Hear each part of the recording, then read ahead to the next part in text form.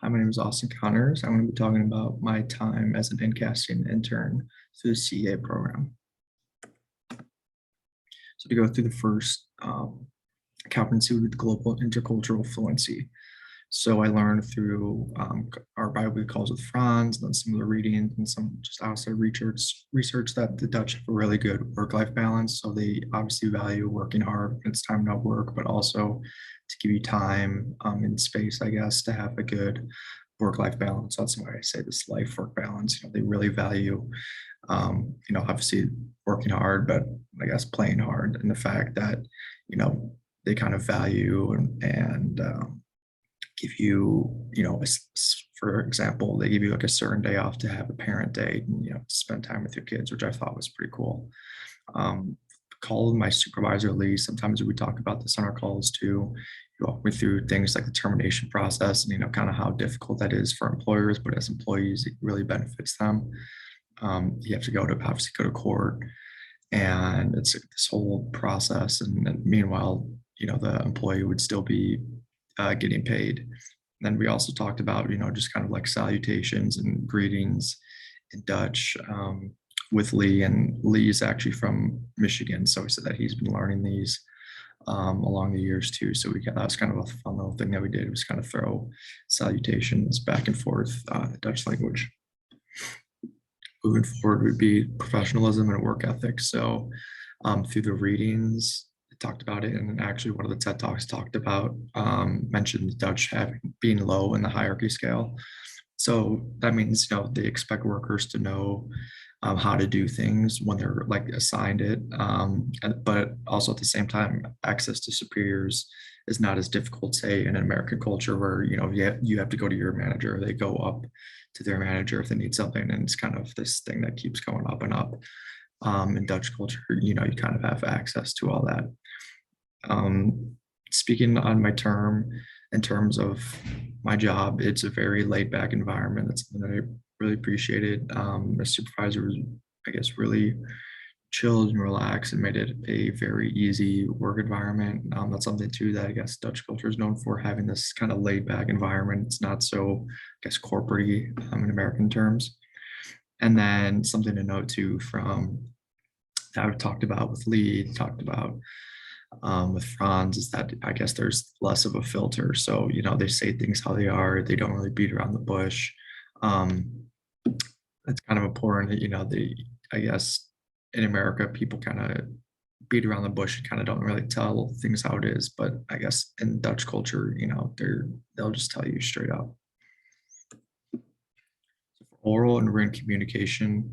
For this, I had weekly calls with my supervisor, Lee, where we kind of went over the weekly deliverable and shared, some of the ideas that we thought were good, maybe ones that we could tweak. Also kind of talked about before, we kind of, talked about stuff outside of work, and he gave me insight into the culture too.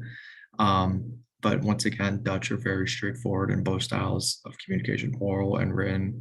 And something that I found was really interesting too. I think this is our call from 2 weeks ago with Franz, that he said, your kind of word is bond, and they hold you to it. So if they say yes, that means yes. If you say you're gonna, do something by a certain day, they're gonna hold you to it, and they're not gonna be happy if you actually, don't really uphold that.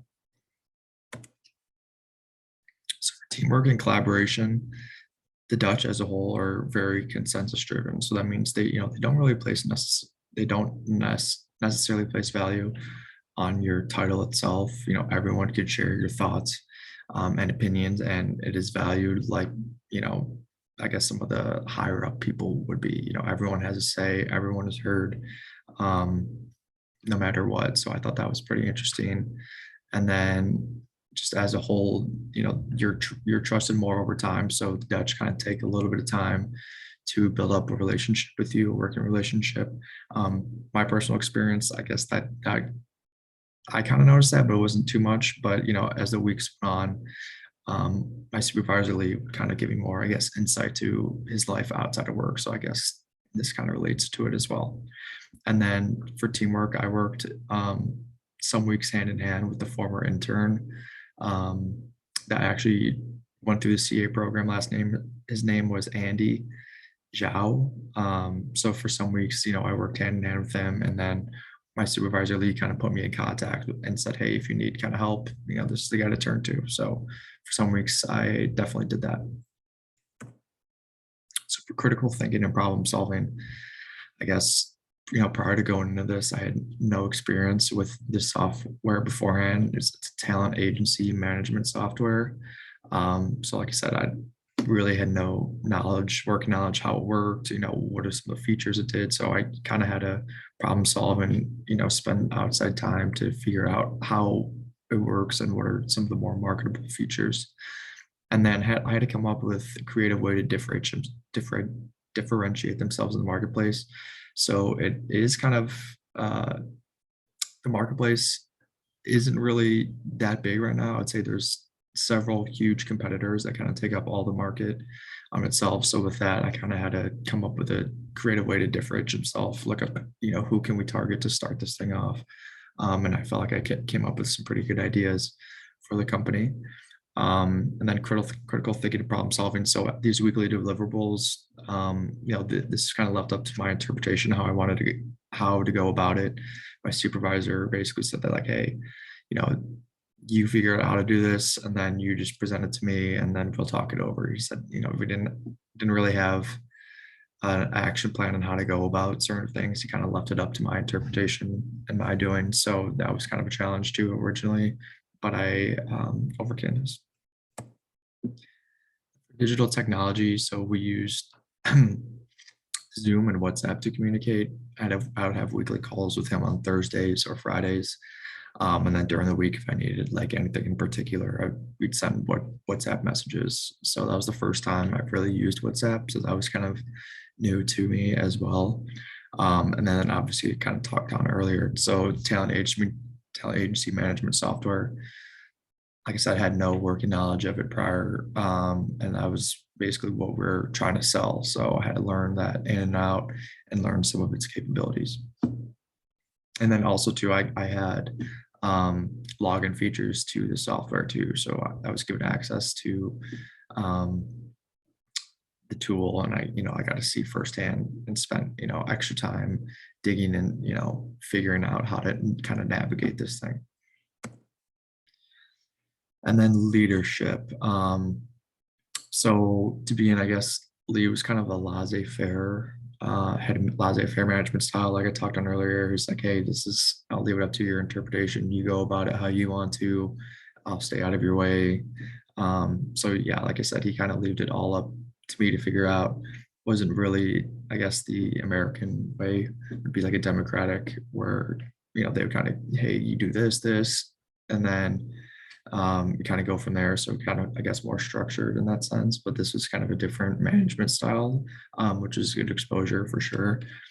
And then I guess I had a lollipop moment, I think 3 weeks ago. And, at this point I wasn't really sure, how the work I was doing was perceived because, I guess the management style was just like, oh yeah, this is good, and didn't really get much feedback. But a couple weeks ago, I had like a pretty hefty deliverable, and Lee was like, wow, he's just like, I want to tell you that, you're really doing a good job, and that we're really appreciating the insight and information you've given us. We've been using it.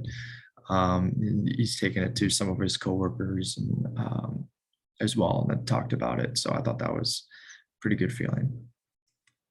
And then for career management, so some of the internship goals I talked about, collaborating with people from entirely new culture, give a unique aspect and point of view, and then be responsible for a big project. So I feel like I was able to accomplish these. Obviously, collaborating with people from a new culture, I was able to do that in a virtual setting, which I thought was pretty unique.